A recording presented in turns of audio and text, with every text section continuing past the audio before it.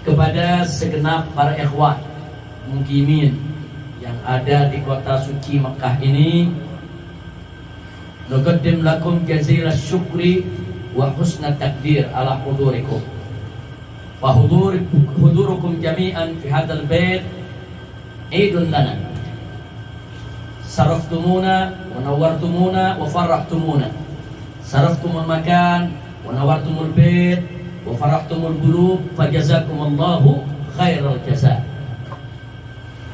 Ala kulli hal, pada kesempatan ini saya juga ingin menyampaikan permohonan maaf kepada semua mukimin yang ada di kota Mekah ini, karena memang yang mau datang tuh terlalu banyak. Bahkan ada yang ingin buat acara sendiri di gedung sendiri, tapi maaf, saya tidak bisa memenuhi permohonan mereka semua.